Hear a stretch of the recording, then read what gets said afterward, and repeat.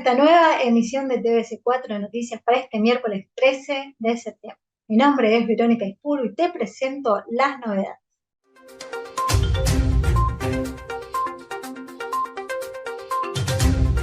PYME bonaerense amplió propuesta de valor en el mercado internacional con apoyo del INTI e Industria. Organizaciones sociales y sindicales se congregaron en Avellaneda para fortalecer Unión por la Patria. Fernández recordó a Allende y alertó sobre el crecimiento de una mirada antidemocrática en el mundo. Massa aseguró en Tucumán que será el presidente de Trabajo en la Argentina. Apoyo del sindicalismo a la propuesta de Massa de eliminar ganancias. Sergio Massa estuvo con curas villeros en el barrio Zabaleta. Virginia Kreinberg, la médica legista preocupada por una ciencia forense de perfil social. Artistas de Argentina y Chile hicieron memoria audiovisual del aniversario del golpe contra Allende.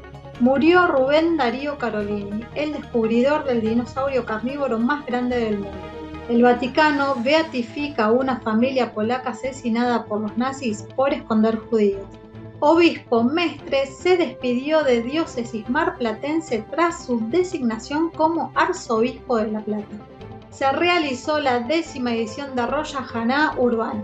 Familias y docentes reclamaron respetar los derechos de jóvenes de la educación especial porteña.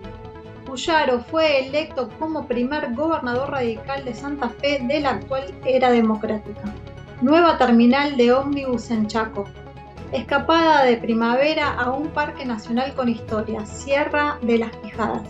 La marcha por los derechos humanos a 50 años del golpe en Chile fue nutrida pero empañada por incidentes. Boric recibió a autoridades extranjeras en inicio de actos por 50 años del golpe de Estado en Chile. El líder de la ONU alertó en India sobre el aumento del riesgo de confrontación en el mundo. Presidente de México pide al G20 ayudar a la Argentina ante sobreendeudamiento con el FMI. Murió el principal condenado por el doble crimen del diputado y su asesor en Congreso. El gobierno de Chaco pidió que los imputados por el crimen de Cecilia continúen en prisión. Un archivo de la locura, el hospital de Alejandro Korn recupera voces silenciadas de los manicomios. Trenkelauken, de Laura Citarella, se impuso en el Festival de la Provincia de Buenos Aires. Un documental sobre Getino y una película alemana ganan en el Festival de Cine de Entre Ríos. Ciro y los persas en Vélez, la vigencia del rock de guitarras desde lejos sí se ve. En los últimos 3 años y medio el gobierno nacional renovó 118 estaciones de tren. Efemérides, 12 de septiembre.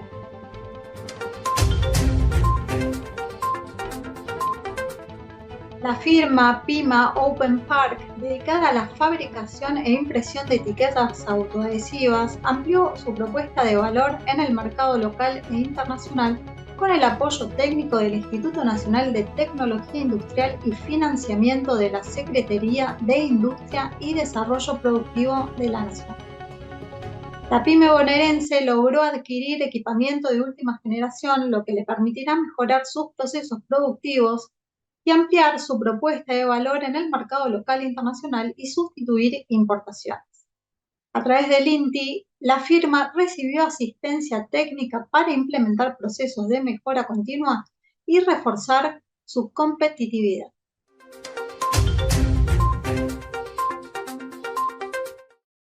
Más de 500 representantes de organizaciones sindicales, sociales, culturales y políticas desarrollaron un encuentro en la localidad bonaerense de Avellaneda para fortalecer a Unión por la Patria rumbo a las elecciones de octubre, y llamaron a construir sentido popular para asegurar el triunfo de la coalición oficial. Hay que apelar a lo humano, no alcanza con ganar, también hay que volver a construir un sentido popular, señaló el intendente Jorge Ferraresi en esta actividad partidaria realizada en la Universidad Nacional de Avellaneda.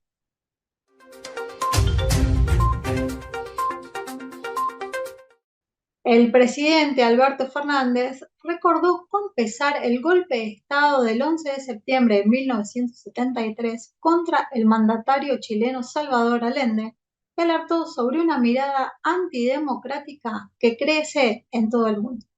Aún recuerdo perfectamente aquel 11 de septiembre de 1973 porque la Argentina se conmovió como se conmovió todo el mundo, pero tal vez allí, donde éramos todos partes de una generación que emergía en una nueva democracia después de años de dictaduras, habíamos visto que más allá de la cordillera se había instalado un gobierno popular que por primera vez estaba revisando las lógicas conservadoras de una sociedad que, como suele pasar en nuestro continente, se siente dueño de sus países. Eran los días de Salvador Allende. Y todos mirábamos a Salvador Allende como un ejemplo en una democracia que estaba produciendo una revolución en la sociedad chilena. Y aquel 11 de septiembre todo se volvió oscuro. No sabíamos quién era Pinochet, pero sí sabíamos lo que podía venir en Chile, porque Pinochet tomaba el poder y Allende anunciaba por radio, aunque su tranquilidad, esa voz que por radio se transmitía, podía dejar de escucharse, iba a seguir escuchándose a través de los años. Ese día también se murió Salvador Allende y la tragedia empezó en Chile. Me hubiera gustado mucho poder estar acompañándolos. Para mí no es un día más. Fue por eso que la semana pasada le quité las 3 condecoraciones que galardonaron al dictador chileno.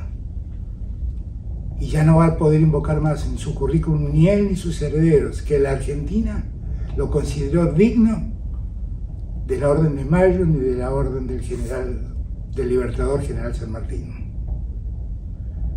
Ahora estamos en otro tiempo, donde afloran los discursos del odio, donde vuelve a aflorar la mirada antidemocrática.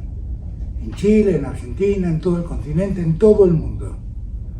Es un tiempo de unirnos para preservar los mejores valores de la democracia.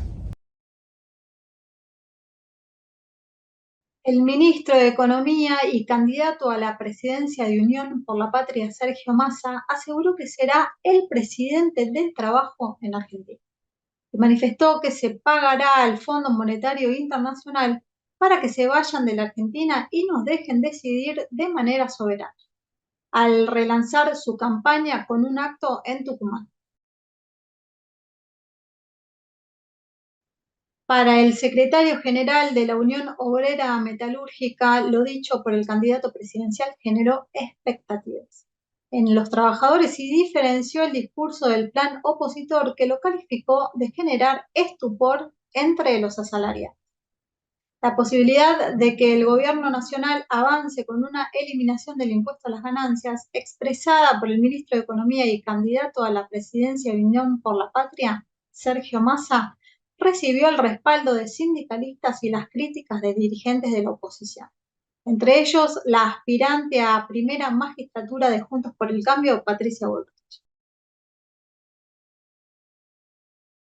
El candidato presidencial de Unión por la Patria, Sergio Massa, visitó la escuela y la parroquia Nuestra Señora de Caucupé en la Villa 2124 Zabaleta de la ciudad de Buenos Aires, donde se reunió con curas villeros para evaluar acciones para los sectores más vulnerables. El encuentro se realizó en el patio del colegio parroquial, al que asisten más de 200 chicos diariamente y fue organizado por el padre Pepe Di Paola, que encabeza los Hogares de Cristo, se informó en un comunicado.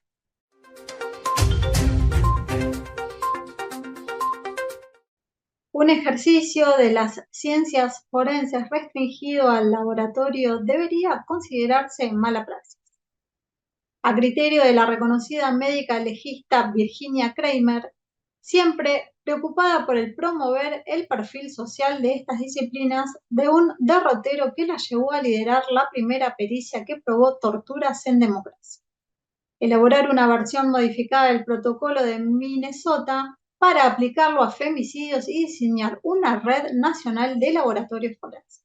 Cuando estudiaba, yo tenía decidido ser cirujana, pero todavía no sabía que quería además ser médica legista. Cuenta en una entrevista con Telam en su oficina la actual directora de la asesoría pericial de la Defensoría del Pueblo de la provincia de Buenos Aires. Al cumplirse 50 años del golpe cívico-militar del gobierno democrático de Salvador Allende en Chile, se realizó un emotivo espectáculo audiovisual con la explanada del Centro Cultural Kirchner, donde artistas de Argentina y Chile interpretaron grandes obras de la música popular trasandina, ante un público que acompañó con banderas, velas, hasta un altar en memoria de los desaparecidos en dictadura. Familias, jóvenes y no tan jóvenes se acercaron al complejo cultural porteño para asistir al acto del que participaron actores chilenos, Benjamín Vicuña y Patricio Contreras, y que estuvo protagonizado por intérpretes como Charo Bogarín, Luciana Yuri, Lorena Astudillo, Tommy Giancafil, María Colores y Esperanza Restucci, entre más, que cantaron acompañados de una orquesta dirigida por Julián Caer.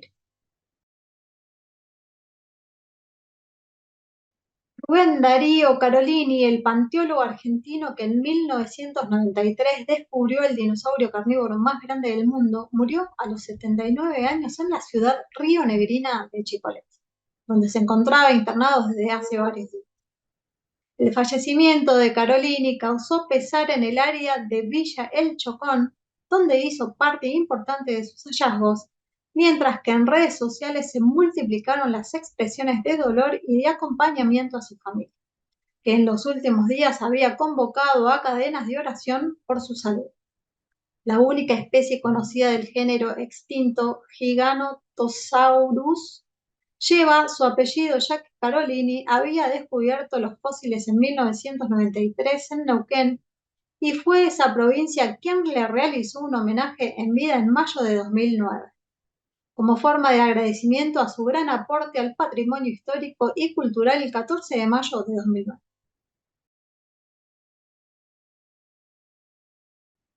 Una pareja polaca asesinada junto a sus 7 hijos por los nazis en 1944 por haber dado refugio a judíos perseguidos se convirtieron en la primera familia en ser beatificada por la Iglesia Católica. Y los protagonistas de la historia, los Ulma, serán homenajeados de esta semana en la ciudad de Buenos Aires con un acto de la Fundación Memoria del Holocausto y el Instituto de Diálogo Interreligioso.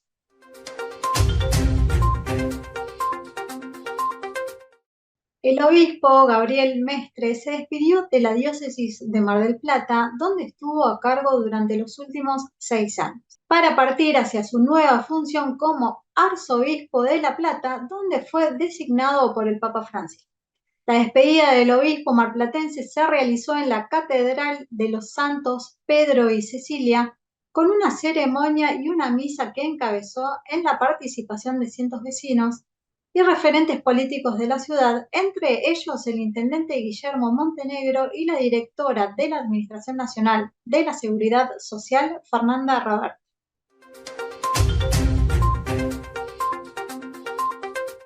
La Fundación Limud Buenos Aires presentó la 10ª edición de Roya Haná Urbano, el evento público de gastronomía, cultura y espectáculo con el que se celebró la llegada del Año Nuevo Judío 5784, con la participación de miles de personas en la porteña Plaza Ciber de la Avenida del Libertador y la Avenida Sarmiento. Familias y docentes de escuelas integrales de educación especial de la ciudad de Buenos Aires realizaron en Parque Patricios el tercer festival en defensa de la educación especial, cuyo eje fue reclamar el respeto a los derechos de niños y adolescentes de estos establecimientos. Con las consignas "Basta de políticas de exclusión y de ajustes" y "En defensa de la educación especial", numerosas familias de alumnos de formación integral y docentes de colegios especiales se reunieron en el predio mástil de Parque Patricios, donde denunciaron incumplimientos del gobierno porteño de Juntos por el Cambio.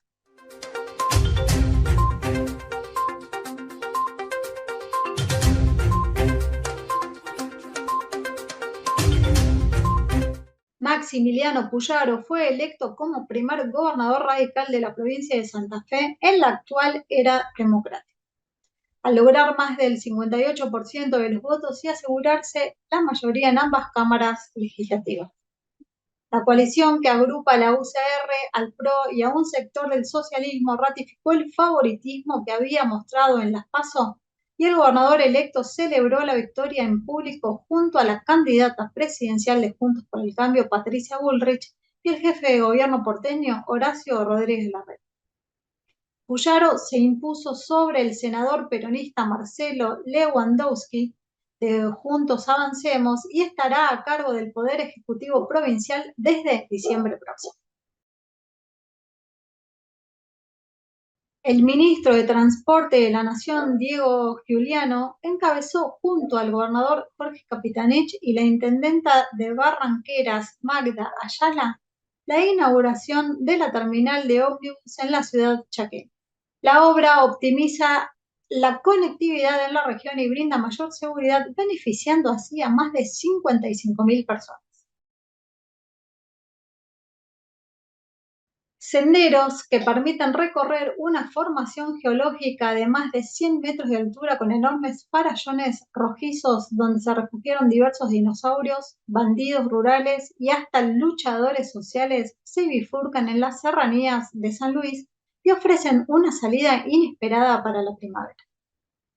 El Parque Nacional Sierra de las Quijadas, o Pequeño Cañón del Colorado, como suelen decir sus habitantes, ubicado al noroeste de San Luis a 120 kilómetros de la capital provincial, invita a recorrer un paisaje con reminiscencias de antiguas películas de western. Se trata de un territorio ancestral que forma parte del sitio Ramsar, lagunas de Guanacache y el desaguadero y el bebedero, y es un humedal más extenso de la región del Gran Cuyo. Allí mágicos evocativos senderos son el boleto de entrada a una experiencia que transporta en el tiempo y valoriza el presente.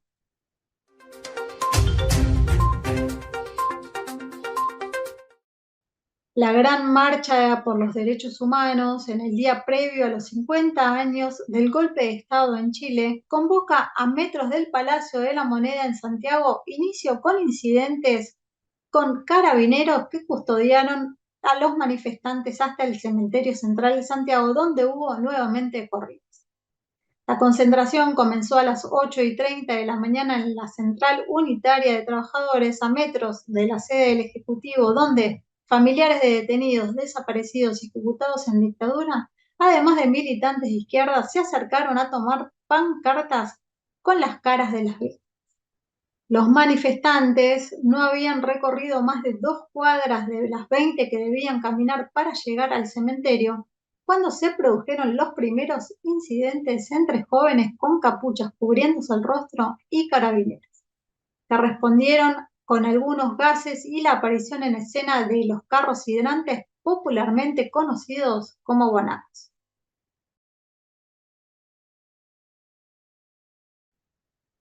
El presidente de Chile, Gabriel Boric, encabezó en el Palacio de la Moneda una ceremonia con asistencia de mandatarios y exmandatarios extranjeros, entre otras autoridades, en una de las conmemoraciones programadas por el gobierno por los 50 años del golpe de Estado impulsado por el dictador Augusto Pinochet, que en esta fecha derrocó a Salvador Allende. Mientras los presidentes extranjeros e invitados especiales ingresaban a la Moneda para la primera actividad conmemorativa, que no está acompañada por la oposición de derecha, parlamentarios y partidarios de izquierda, marchaban afuera bajo la fuerte lluvia para rendir honores a Allende al pasar por la histórica puerta de la calle Morandé 80.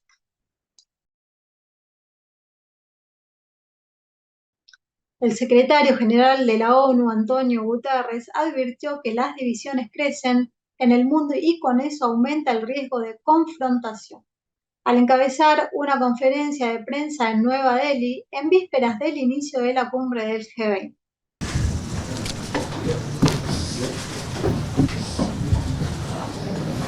Of the G20 summit, you have again raised a study. How do you see the current multilateralism? Because if we are indeed one global family, we today resemble a rather dysfunctional one. Divisions are growing, tensions are flaring up, and trust is eroding, which together raise the spectre of fragmentation and ultimately confrontation. The global financial architecture is outdated, dysfunctional, and unfair. It requires deep structural reform, and the same can be said about the United Nations Security Council. The climate crisis is spiraling out of control, but G20 countries are in control. Together, G20 countries are responsible for 80% of global emissions. Half measures will not prevent full climate breakdown. El presidente de México, Andrés López Obrador, señaló a los del Fondo Monetario Internacional como los corresponsables de la crisis argentina, porque entregaron en 2018 al entonces presidente Mauricio Macri dinero más allá de la capacidad de pago de Argentina, y pidió al G20 ayudar al país durante la cumbre de este fin de semana en Lima. Sé que va Alberto, va a estar allá, y le deseo lo mejor y que siga haciendo sus gestiones para que todos participen, ayuden a Argentina, sobre todo del G20 y los corresponsables de la crisis argentina, los del Fondo Monetario Internacional. Ellos de arriba recibieron instrucciones de que le dieran a Macri dinero más allá de la capacidad de pago de Argentina, porque apostaron a que Macri se reeligiera. Entonces endeudaron por completo a Argentina, a sabiendas de que no tenían capacidad de pago. Actuaron de manera irresponsable. Y una vez que no gana Macri, en vez de apoyar a Alberto para buscar una reestructuración que le permitiera a Argentina salir adelante en el mediano y largo plazo, no hicieron nada.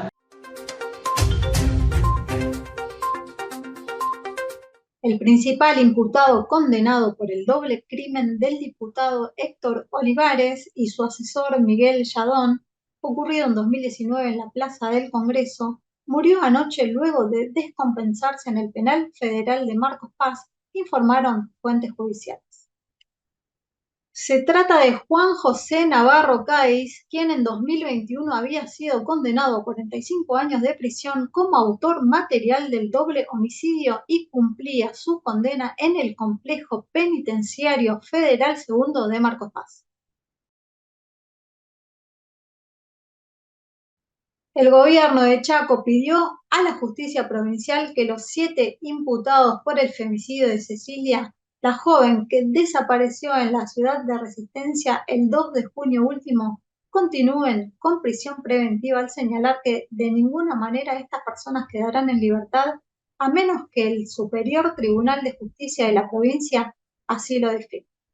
Informar que el día 4 de septiembre la Cámara de Apelaciones fijó audiencia para que el 3 de octubre, en razón de las agendas del tribunal, se lleve a cabo una audiencia contra o sobre la prisión domiciliaria de Fabiana González, quien seguirá privada de libertad hasta esa fecha, donde el tribunal resolverá si continuará bajo la modalidad del establecimiento penitenciario o irá a un régimen domiciliario. Obviamente, desde la querella del Ejecutivo vamos a continuar sosteniendo la línea que venimos haciendo desde un principio, que es que estos 7 imputados deben permanecer privados de libertad en la órbita tanto de la policía de la provincia como del servicio penitenciario.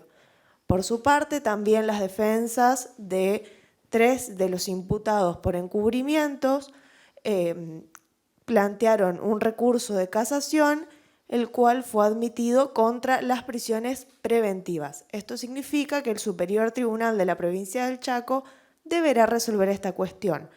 Quiero aclarar también, en base a los dichos malintencionados de algunos medios de comunicación, que de ninguna manera estas personas quedarán en libertad a menos que el Superior Tribunal así lo defina, llegada la instancia, pero desde la Secretaría de Derechos Humanos y Géneros nos oponemos, como nos opusimos desde un principio y como lo hacemos y venimos trabajando en las 59 querellas que llevamos adelante por casos de violencias por motivos de géneros desde el año 2019.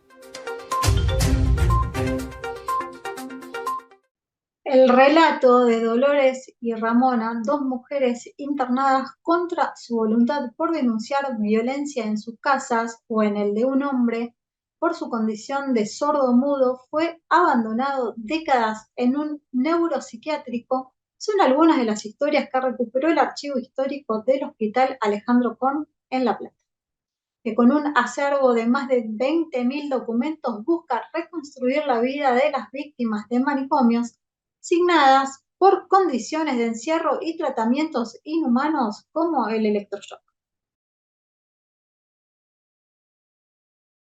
El film de Laura Citarella, Trenkelauken, se alzó con el premio a la mejor película de la competencia internacional de ficción del primer Festival de Cine de la provincia de Buenos Aires, que en una ceremonia en el Teatro Argentino de La Plata entregó sus palmares y que finalizará mañana su proyección. Citarella también se quedó con el galardón de mejor dirección y la película se alzó además con la distinción de mejor música original que recayó con Gabriel Schwojnik, Ramiro García Moret y Lautaro Barceló. Más de 25.000 personas asistieron a esta primera edición del FICBA, que arrancó el sábado 2 y que proyectó 200 films entre cortos, largos, nacionales y extranjeros, con el epicentro en la ciudad de La Plata, pero ramificaciones al municipio de Merlo y 40 localidades bonaerenses.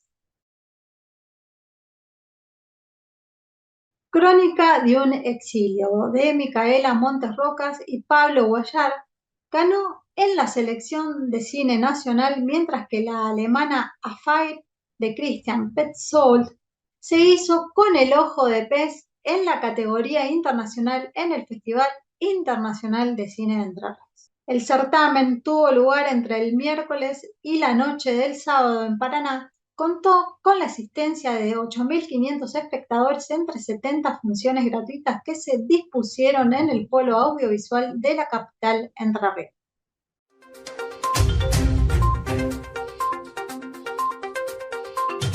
El pronóstico del tiempo para Buenos Aires y sus alrededores para este miércoles por Victoria de Pablo.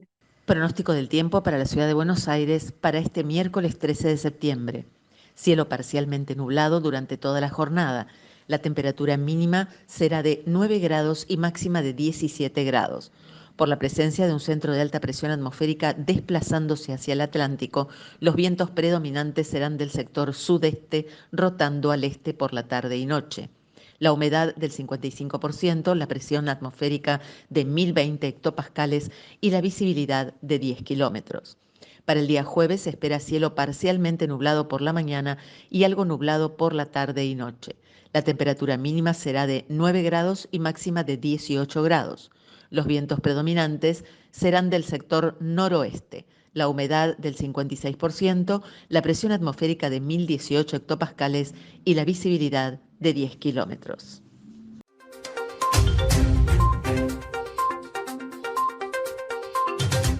Hoy se celebra el Día del Bibliotecario en conmemoración a la creación de la Biblioteca Pública en Buenos Aires por la primera Junta.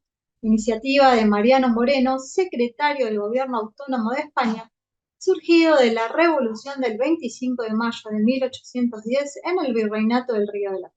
También se celebra el Día Internacional del Chocolate en honor al nacimiento del escritor británico Roald Dahl, autor de la novela Charlie y la fábrica de chocolate, Matilda y el gran gigante bonachón, entre otros. Y llegamos al final de esta emisión de miércoles de TVC4 Noticias, el informativo diario de Comarca TV, comprometido con la verdad.